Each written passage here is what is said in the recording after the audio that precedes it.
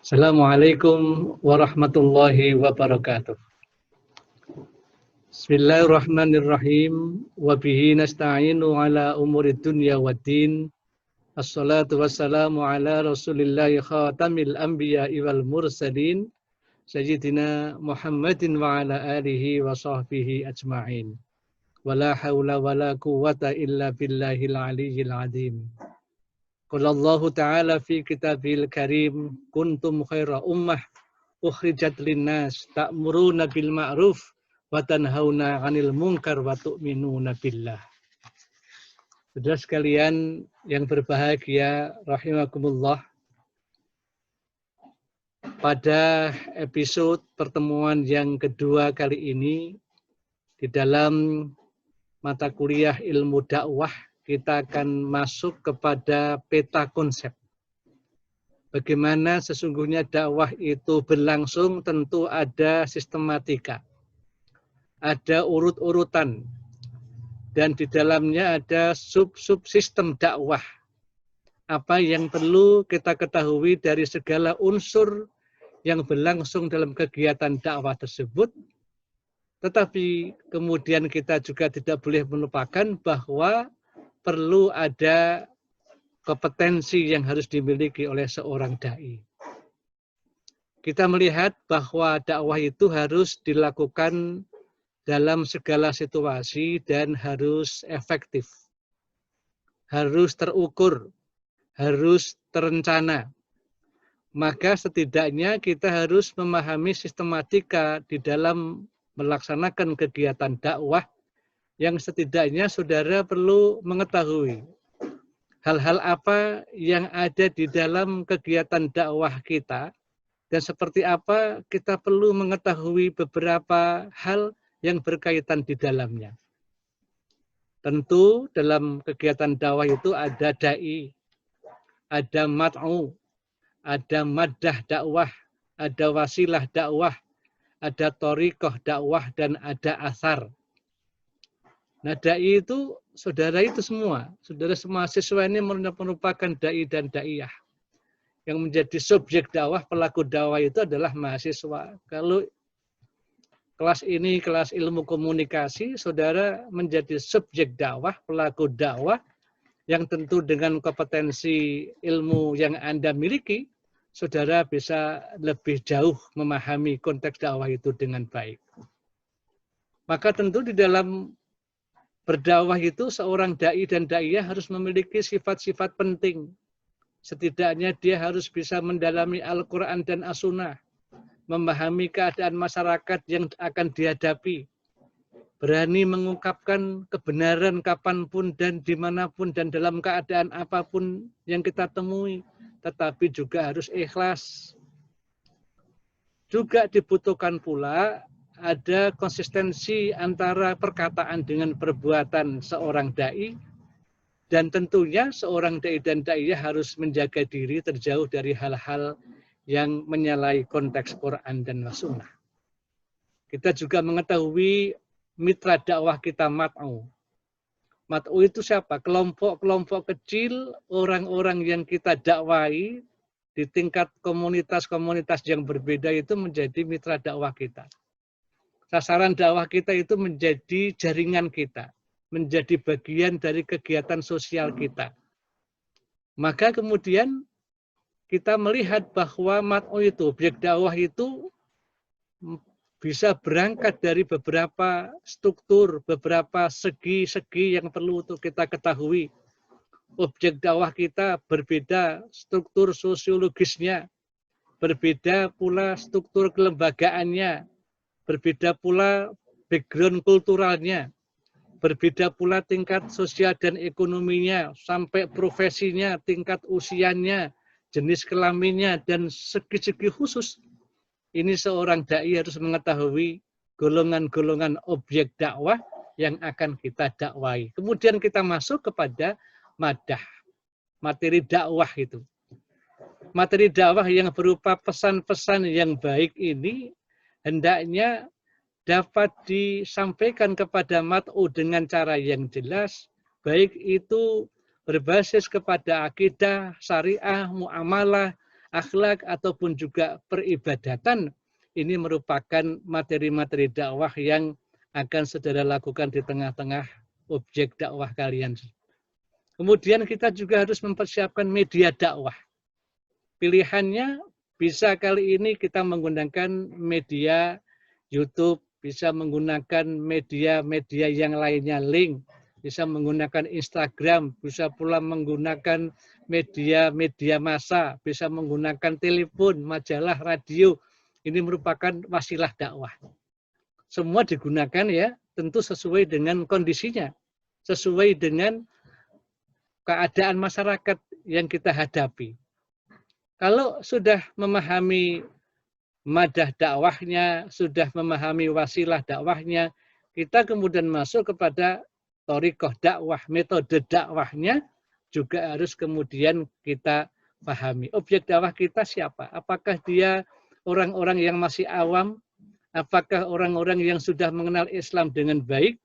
Dan ini kemudian kita membutuhkan metode. Metodenya bermacam-macam. Maka kemudian setidaknya ada 3 metode dasar bagaimana kita berdakwah: bil hikmah, wal mau'izah hasanah, dan mujadalah. Dengan hikmah, bahwa berdakwah itu harus memperhatikan situasi dan kondisi sasaran dakwah dengan menitik beratkan kepada kemampuan mereka, mengukur kondisi mereka sesuai dengan kapasitas mereka, kompetensi mereka, itu dengan bil hikmah. Sehingga objek dakwah kita tidak merasa terpaksa dan keberatan menerima ajakan-ajakan kebaikan yang kita sampaikan. Kemudian mau'izah hasanah, caranya pun juga harus yang baik. Nasihatnya nasihat yang menyejukkan. Nasihatnya nasihat yang menyentuh hati mereka. Nasihatnya berjauhan dengan yang menimbulkan benturan-benturan dan konflik sosial. Maka kemudian mau'izah hasanah itu didasarkan kepada bagaimana kita bisa memanajemen lisan ini dengan baik. Tidak boleh secara emosional, harus menghindarkan hantam kromo, harus punya unggah-ungguh dalam dakwah, itu bermakna dengan mau'izah hasanah. Kemudian kita mungkin ketemu dengan mat'u kita yang masih ngeyel, yang masih belum mau diberikan nasihat, maka kita harus wajadilhum billati hiya ahsan, melakukan mujadalah, ya bertukar pikiran, membantah dengan cara yang santun, kemudian memberikan satu bantahan dengan tidak menjelek-jelekkan mat'u kita. Ini yang kemudian menjadi bagian penting bagaimana kita menggunakan cara-cara thoriqah itu di dalam dakwah itu dengan baik. Yang keenam adalah hendaknya dakwah itu harus menimbulkan efek dakwah atau menimbulkan feedback. Asar yang disebut dengan feedback, umpan balik itu, maka asar ini sangat menentukan langkah-langkah berikutnya. Kalau sudah kita menjalankan perkara-perkara dakwah kita lakukan, kita mengukur seberapa dampak dakwah yang kita lakukan, ini yang membedakan dakwah dengan tabligh. Kalau tabligh itu menyampaikan, tidak ada dampak-dampak yang dimunculkan secara berurutan. Tetapi kalau dakwah ini hendaknya dilakukan dengan perencanaan, bisa berulang-ulang sampai tujuan dakwah kita tercapai. Maka kemudian menjadi tidak sederhana berdakwah itu karena seorang dai itu harus mempunyai kompetensi substansi dan kompetensi metodologi dakwah. Kita melihat bahwa seorang dai itu harus memahami agama Islam secara komprehensif, tepat dan benar. Harus memiliki akhlakul karimah, harus mengikuti perkembangan ilmu pengetahuan yang relatif luas dan bermaju dengan cepat. Memahami pula tujuan dakwah kita itu berdakwah tujuannya apa? Merubah peningkatan ekonomi atau merubah gagasan-gagasan perbaikan ibadah yang lebih baik ataupun perbaikan akidah. Ini hendaknya kita seorang dai harus memahami tujuan dakwah dengan benar. Kemudian termasuk pula bahwa pelaku dakwah itu, dai dan daiyah itu hendaknya mencintai objek dakwahnya dengan baik. Berdakwah dengan tidak ada unsur terpaksa. Berdakwah dilakukan dengan penuh kegembiraan, dengan penuh semangat mengubah kondisi, yang ini kemudian menjadi kompetensi metodologi dakwah yang harus dimiliki oleh seorang dai dan daiyah. Termasuk pula, saudara kalau berdakwah harus mengenal kondisi lingkungan dengan baik. Ada di perkotaankah? Ada di desa? Ada di pinggiran-pinggiran kota? Ada di pegunungan? Ini situasinya akan berbeda, maka metodologi dan juga strategi dakwah pun akan dilakukan tidak akan sama.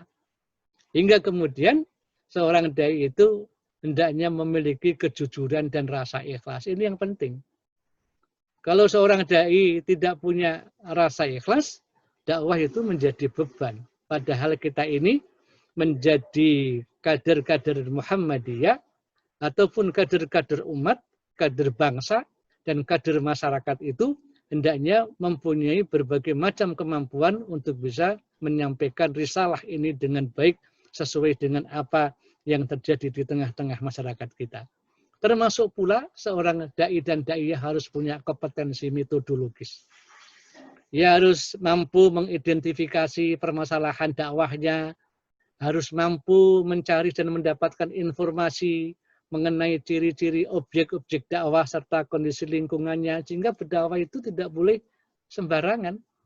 Berdakwah itu harus mempunyai taktik dan strategi, sehingga kita mampu menyusun langkah-langkah perencanaan bagi kegiatan dakwah yang kita lakukan itu dengan baik, dan mampu merealisasikan perencanaan tersebut di dalam melaksanakan kegiatan-kegiatan dakwah. Ini materi yang kedua. Maka tugas kalian setelah mendapatkan materi pertemuan kita yang kedua itu sederhana saja. Menurut pandangan kalian apa yang membedakan sistematika dan subsistematika di dalam dakwah yang kita lakukan? Saya tunggu jawaban saudara, saya tunggu analisa saudara sekalian dalam tugas yang kedua ini. Mudah-mudahan hasilnya lebih bagus daripada tugas yang pertama kemarin yang telah kita pelajari sebelumnya.